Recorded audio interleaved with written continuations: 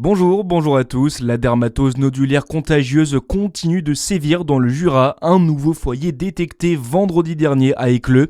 4 vaches ont été abattues hier après-midi. Une journée de solidarité est organisée par le comité des fêtes le 30 novembre en soutien.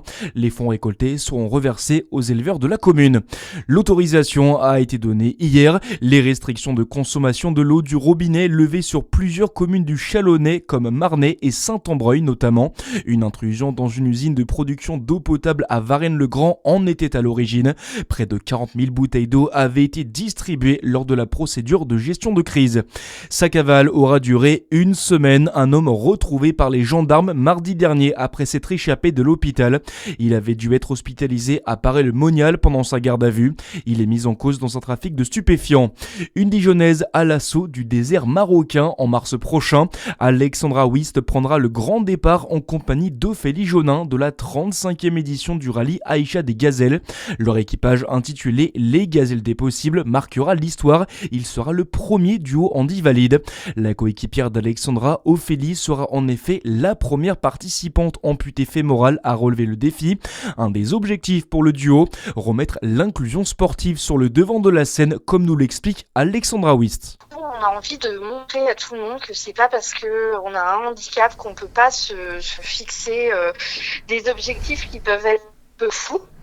C'est vrai qu'on en a beaucoup parlé pendant les JO l'année dernière du coup du handicap, l'inclusion, et puis c'est un petit peu redescendu au niveau médiatique. Donc là nous c'est aussi notre souhait de montrer que même si on est handicapé, on peut réussir à faire des choses très belles.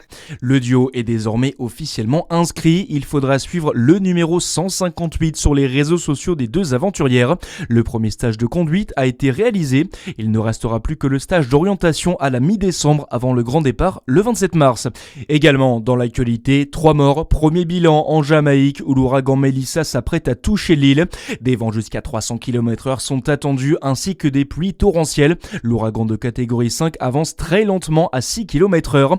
Je ne pense pas qu'une seule infrastructure de cette région puisse résister à un ouragan de catégorie 5, a prévenu le chef du gouvernement jamaïcain. Il appelle les habitants à trouver un refuge. L'ouragan pourrait mettre jusqu'à 12 heures pour traverser la Jamaïque.